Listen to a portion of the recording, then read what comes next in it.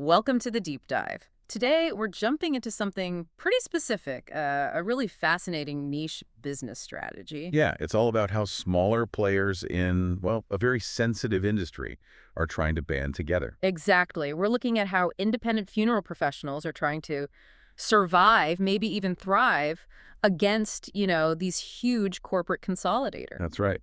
Our sources, they give us this really detailed look into something called the Commander Initiative. It's basically a strategy built just for them, the independent funeral homes. A real David and Goliath situation, it sounds like. Kinda, yeah. It's like David trying to build a collective slingshot. So, our mission today is to really unpack how this whole thing works.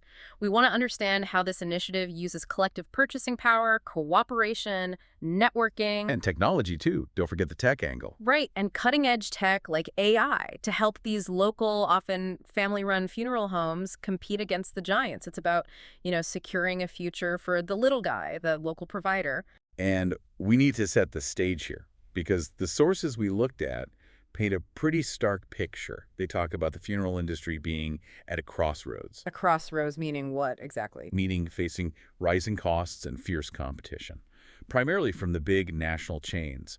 The feeling is that the tremendous opportunity that once was is now beginning to collapse under all these pressures. Okay, that pressure is key then. Because this whole idea, this Commander Initiative, it didn't bubble up from the independents themselves, did it? No, interestingly, it came from someone with deep experience inside the very corporate structures they're now up against. All right, let's unpack that origin story. Okay, so the Commander Initiative, it was officially set up on July 21st, 2018.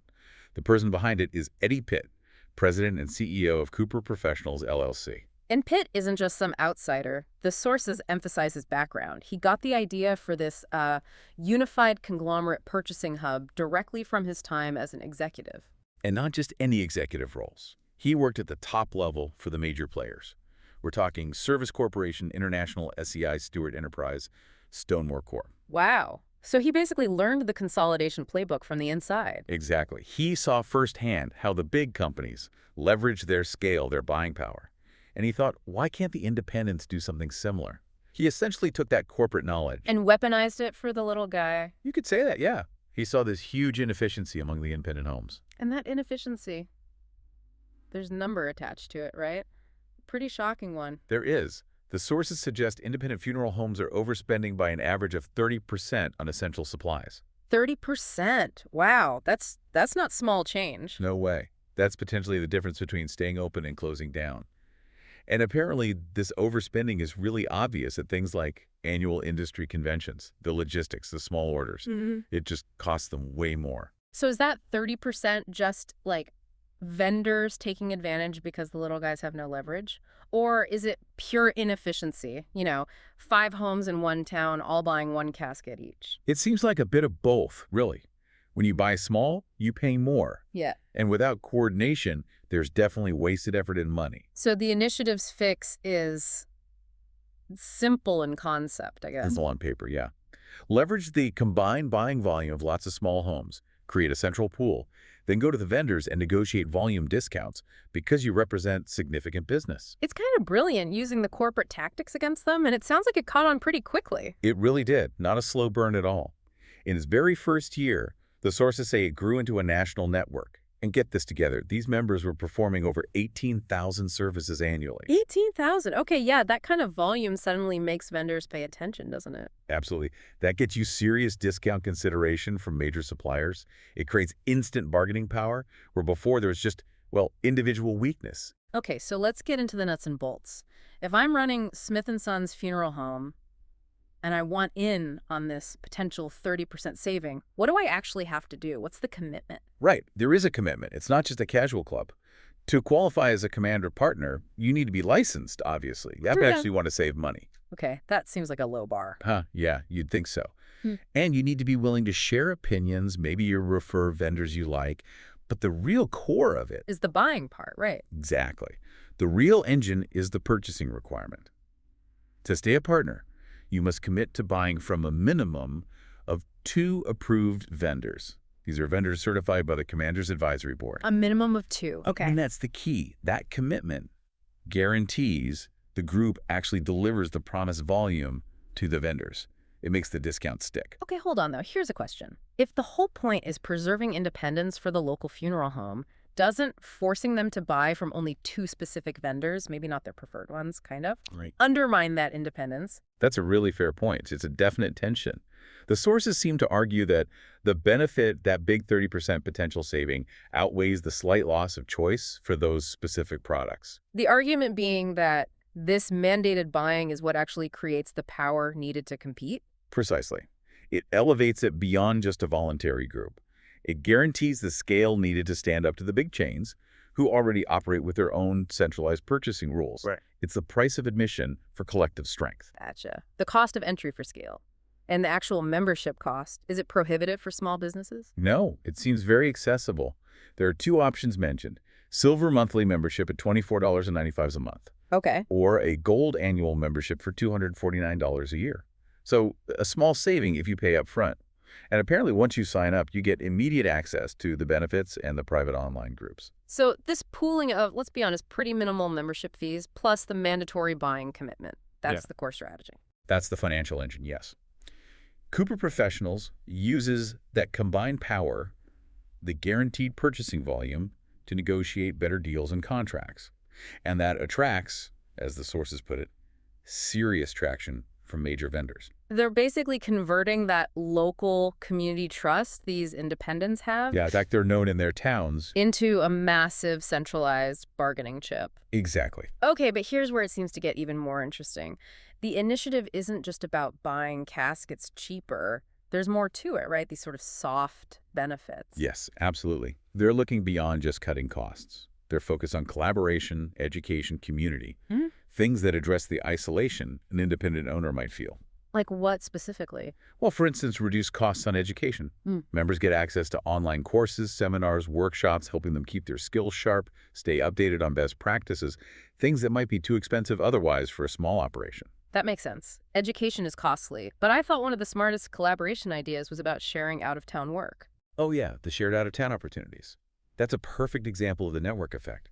So if a member gets a call for a service way outside their normal area, instead of saying no, They can pass it to another member in that area. exactly, they share the opportunity within the network, members collaborate, the family gets seamless service, and both homes potentially gain business and expand their reach without, building a whole new facility. It's like creating a virtual national network on the fly.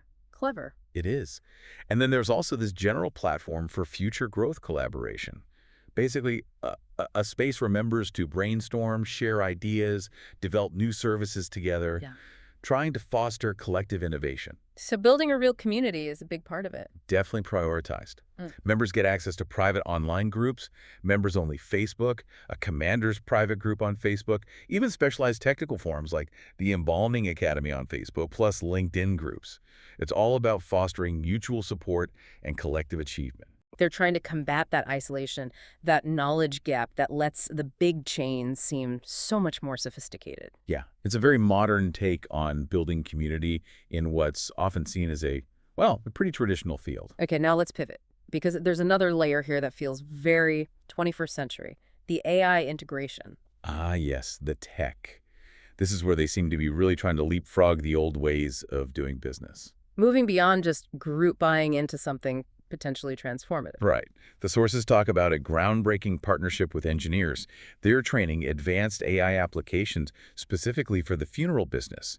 AI that can learn, adapt. And handle the sensitive nature of the interactions, presumably. That seems to be the goal. We're talking about practical tools like advanced SEO to help independent homes actually get found online. And these sophisticated communication AI bots. AI bots for talking to grieving families, how does that work? Well, the idea isn't to replace the human touch entirely. It's more for those initial, maybe repetitive, but still crucial conversations. The source gives an example.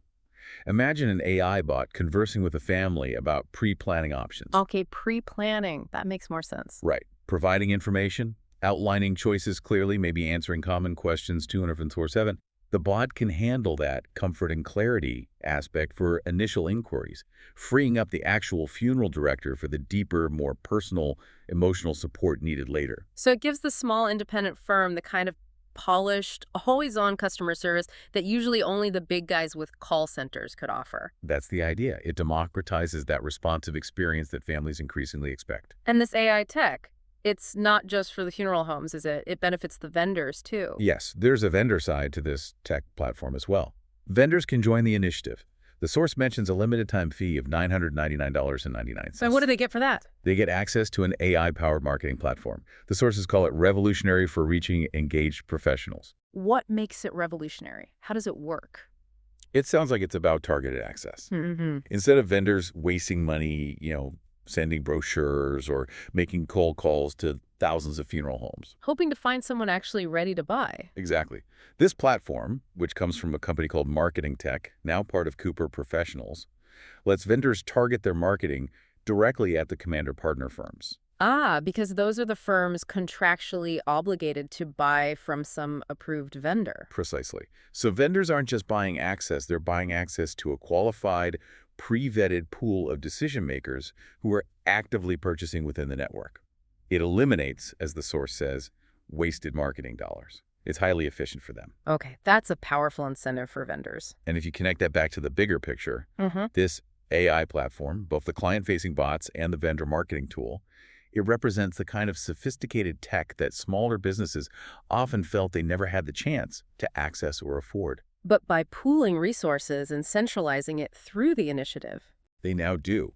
It's the technological equalizer, allowing them to compete on a more level playing field with the national chains and their big IT budgets. It really is a fascinating combination then, taking that old school union idea of collective bargaining. Yeah, strength in numbers. And fusing it with genuinely cutting-edge AI technology. That seemed to be the dual strategy they're banking on, merging traditional volume purchasing power with these transformative AI services.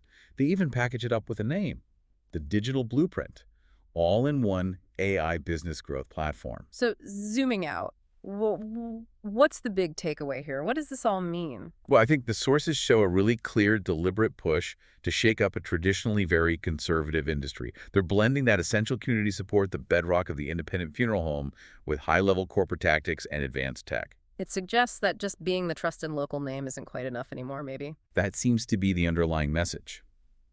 To really fight back against the scale and resources of the corporates, independents need to embrace some level of centralized efficiency and adopt these sophisticated digital tools. The Commander Initiative is basically offering that as an outsourced shared service. Which brings us to a final thought, something for you, the listener, to consider. As these traditional local service industries could be funeral homes, could be dentists, hardware stores, you name it, as they increasingly adopt collective buying models and rely on centralized, personalized AI communication platforms, how does that change what independent even means? Right, especially when your success becomes increasingly tied to belonging to a national, technologically advanced network. What does independence look like then?